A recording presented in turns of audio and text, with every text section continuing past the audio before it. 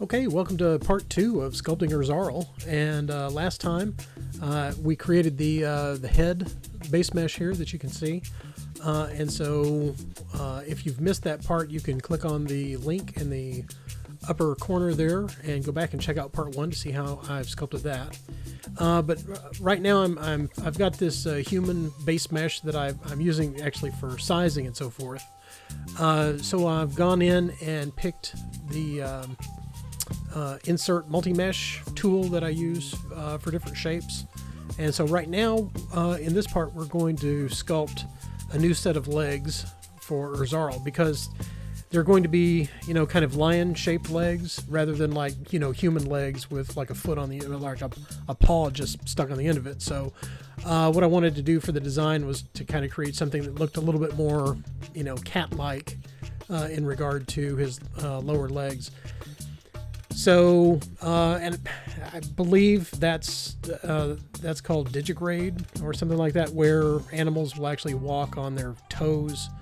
Because you can see it right here, this is where the heel actually is.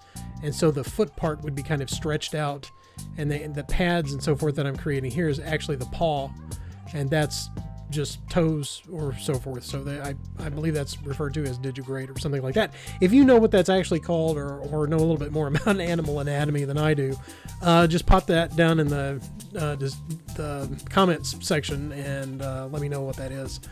But anyway, here I'm adjusting those shapes so you can see that the 3 different segments of the leg right here, that like the upper part that I'm working on here would be the thigh, like you'd expect to have on your own leg. And then the section below that is going to be the calf muscle or the shin, and the knee is right there. And then the part below that is going to be the ankle and the heel area. And then this part down at the bottom is where the ball of your foot would be, or where your toes connect. So knowing that a little bit about, that anatomy, it kind of allows me to go in and kind of figure out, well, this is what I want those shapes to be, to represent those areas of the leg. Now in this instance, in the last video, I was sculpting the face and the head and everything, and I was using symmetry for that. And in this instance, what I'm going to do is I'm just going to sculpt this one leg. And then when I get that to the point that I want it to be, where I get it, kind of all the base anatomy blocked out and so forth, then what I'll do is I'll duplicate that leg and then mirror it to the other side. Because what we're going to do is we're not really going to sculpt like muscles and stuff into this. So it's really going to be like a pair of pants. And here what I've done is I've kind of imported my Brackmaxter character so that I can kind of get an idea of just how big Ur'Zarl is going to be, once he's finished. So I just use that as kind of a guide, that it's like, well, I don't want him to be too big, but I'm looking for the character to be just a little bit taller than Brack, by a certain amount. And then, as I sculpt a little bit more on it and get more towards the end and get towards posing him, however he's going to be posed, then I can go back and make adjustments to different sizes. And I do actually change the proportions and stuff a little bit, on him in the final stages of the sculpt.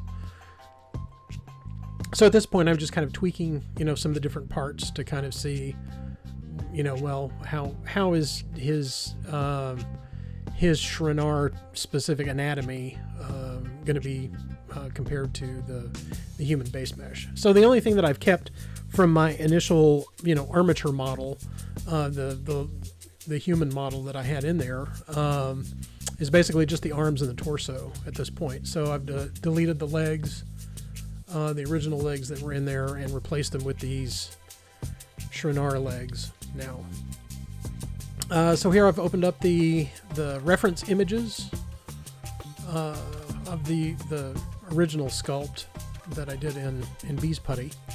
And so that way I can kind of look at that and see, well, how do I want to costume the legs out? So what we're going to do is we're going to merge all of these individual meshes into like one mesh.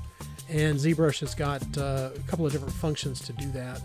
The main function to meld all of those meshes together as Dynamesh. And then what we'll do is we'll punch the resolution up on that so that I can sculpt the details in. So there's going to be several parts of this. One is we're going to make a set of pants, and then we're also going to make spats that will be like around his foot. They're kind of like socks with buttons on the side, and I got the I got that idea from like World War One troops, like army troops. They had spats and stuff over their boots and so forth. I can't really tell you what the purpose of that is, other than it's like, well, it looks pretty cool, and it'll look cool on the sci-fi character. So if you know what the original purpose of wearing spats were, aside from like socks or something, then put that in the description too, because I'd like to find out some more about that. You know what you know. So right now, while I'm sculpting the leg segment, I'm still working at a pretty low resolution, but here I've punched that up a little bit more because I'm gonna go into Dynamesh and merge all of those three segments together. And then I went in and I inflated that just a little bit to make it all a little bit thicker, a little beefier, because he's kind of a chunky sort of a guy. So now I can go in and use, some of my sculpting tools to kind of smooth out and sort of shape the anatomy or what the texture is going to look like on the leg. And I'll kind of go back and forth through, low resolution and high resolution, sort of back and forth depending on what I'm actually doing with the mesh at any particular time. So in this instance, I have duplicated the leg, and I'm going to slice off the areas where I want the spats to show. So this is going to be just the pants part. So I'll trim that off and then close up those holes on the mesh. And this is going to be like the pants leg, where it's got kind of a little stirrup that his heel and foot basically goes through.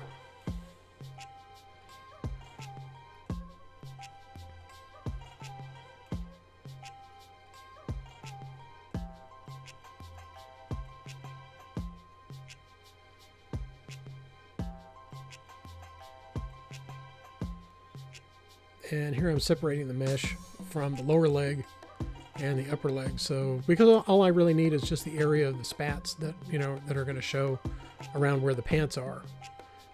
So it kind of cuts down on the size of the mesh. And these individual components, as I'm sculpting them, it would be kind of something that I wouldn't really do it like this in putty, or like if I was sculpting it in polymer clay like beast putty or whatever. Basically, I would just use the leg, the entire part, and then just kind of cut in those the seams around where the different costume areas were. But in this instance, it's a lot easier when in sculpting digitally if I make individual components out of all those, because as I go back to pose this figure more towards the end, it makes it easier to kind of grab those individual pieces and kind of move them, because the mesh can distort, and it's easier to kind of move those pieces around if they're individual components. So here they're separate parts, and I'm going back and kind of creating the exterior part of the socks around where the foot is, and then where the stirrup on the pants leg fits around that. So what I want to do is kind of scoot that mesh out around the seams to create a ridge that will show up once the model is printed.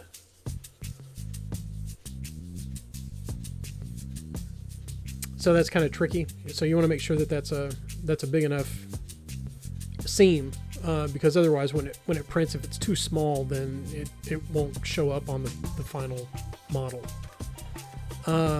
So here I'm going back to the torso mesh, and I'm grabbing the pelvis segment, and I'm adjusting that to fit into the leg area. And then I'll duplicate that leg, and then his pants will all be one mesh. And I'm going to do that because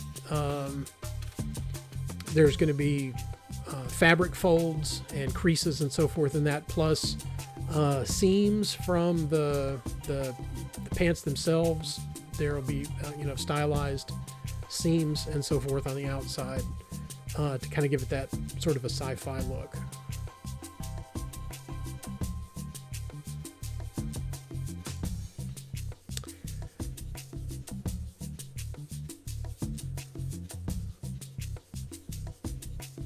And here I'm going back into Dynamesh and setting up the resolution. I think it's like around 256 on that. And the Dynamesh function is kind of tied into the size of the model that's actually in there. So for this particular model that I'm sculpting, and usually for miniatures that are this size, 256 to 512 on the Dynamesh setting is usually enough resolution to where you can smooth things out like I'm doing here to create like one pair of pants. So once I start to sculpt in those folds, the fabric folds and so forth, I'm using the orb cracks brush in order to do that, and that gives me a really nice kind of a fabric look where those creases are. Here, as I'm looking at it, I got to punch up the resolution on that so that there's not any like a grid pattern in those fabric folds or anything, so it looks like it's a smooth piece of material. And these fabric folds are just kind of rudimentary at this point, and it's basically just a reference for me, because once I pose the character at the end, then I'll go back and put in specific folds, for that particular pose.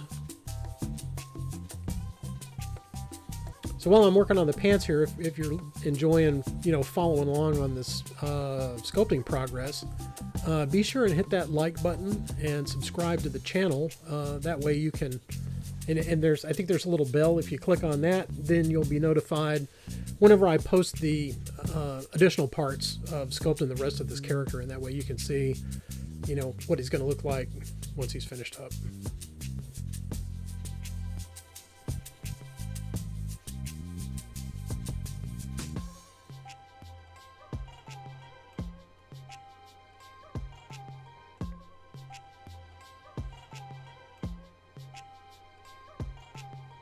Okay, so it looks like we're getting, pretty much most of the pants blocked out.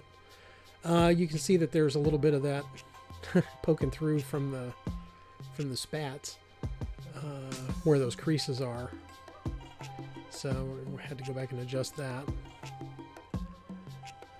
I'm going to round off the end of the this particular segment as it fits into the pants, because that way if I go back to pose this later on and I move that or adjust it or whatever, there's less likelihood that mesh will intersect with the pants and poke through, and then I'll have to go back and smooth it out later. So I just go ahead and do that at this stage.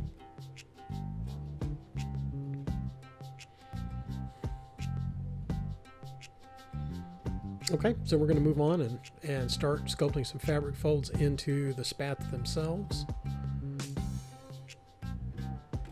And kind of punch up the creases and stuff around that, where it folds here. Maybe something a little bit at the top as it fits under the pants leg where the stirrups are.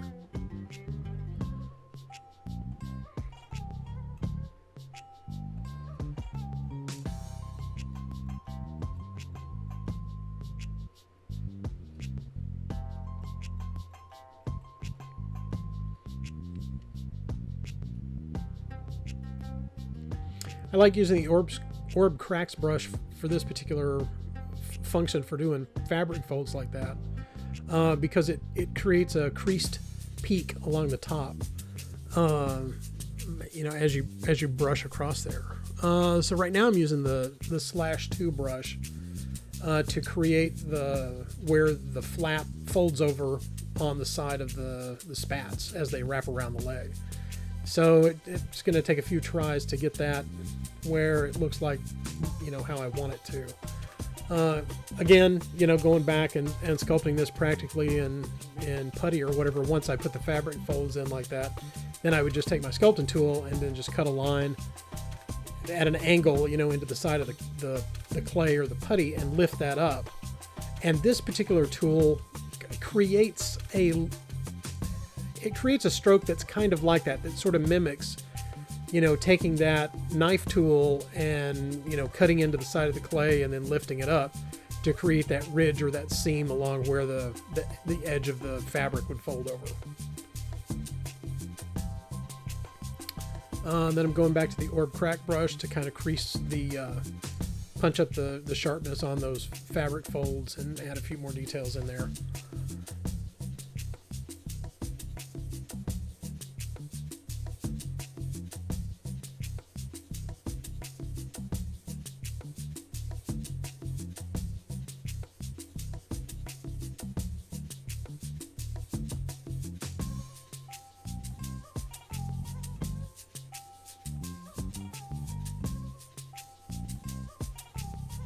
There again, I'm taking the move tool and kind of scooting that around because it creates a weird sort of an intersection there at that area on his ankle where the stirrups from his pants are wrapped around there.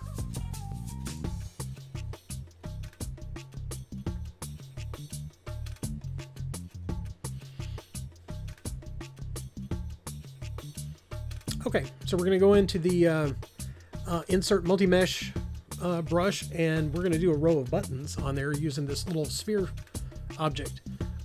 So basically I've just opened that brush up and created that sphere, and then what I'm going to do is drag those back and forth, bisecting each one to kind of make sure that they're evenly spaced along where the spats are. Then I can go back to those and I've split them out as a separate tool so that I can select each one of those individually and go back and adjust the depth of where those buttons are going to be. And that way they can follow the form and follow the contour of the shape of the leg.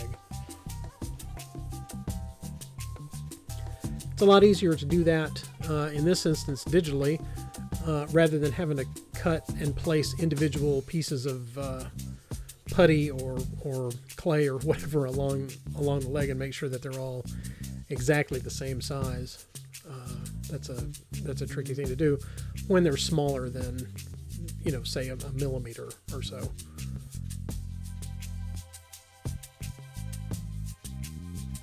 And there I'm going back around the buttons with the cracks brush and creating a little bit of fabric stress around those where the fabric's pulling against the buttons on that.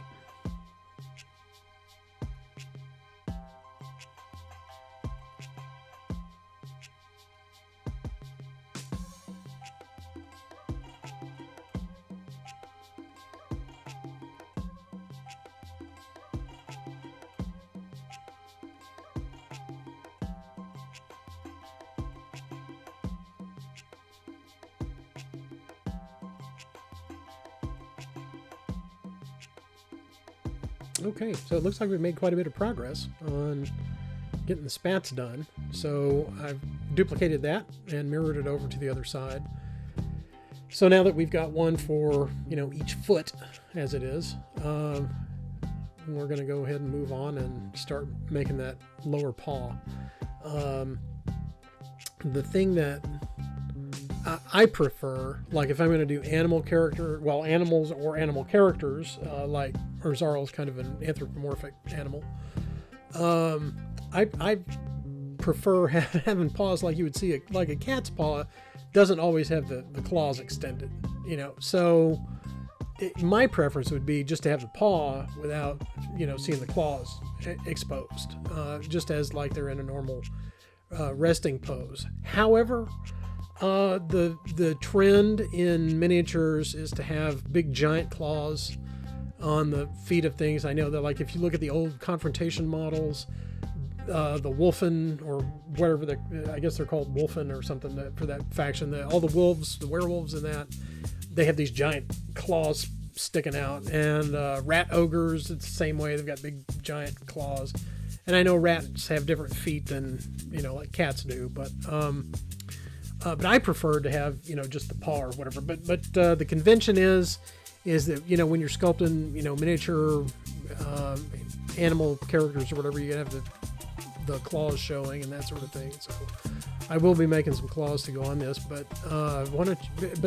post in the comments or whatever what your preference is, because I'm curious to see, how many people prefer claws showing over just the paws of the animal, and whichever one you like better.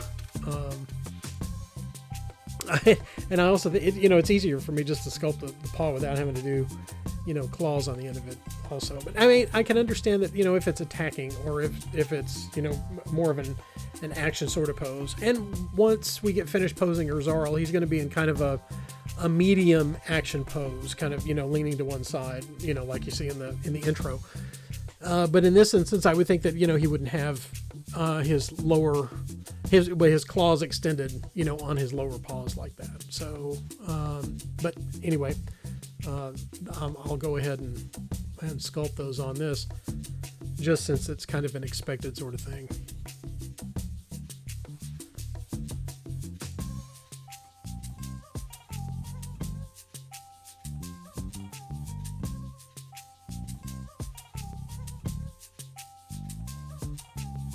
I'm going to use that trim tool to go ahead and flatten the foot, because I want that to make a solid contact with the base, so that once he's posed up and printed out, and once it goes through production, having a really nice, flat bottom to the foot like that, it facilitates, gluing it onto a base, a lot better than if the bottom of the feet are, going different ways.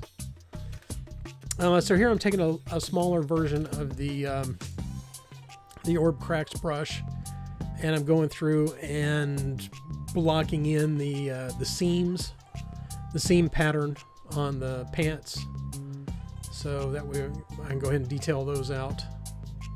I turned off symmetry here in order to do the flap across the front of the pants, and then we'll turn symmetry back on to do the seams on the back side. Run those up a couple of times to kind of see how that works. And then I don't really clean anything up on that, because I know that sculpting a little bit further, we're going to do a piece of geometry for his belt, and that's going to be a separate part that's going to fit over that. So all of the ends of the seams and so forth, where the torso is, that'll all be covered up with other geometry. So that's going to be it.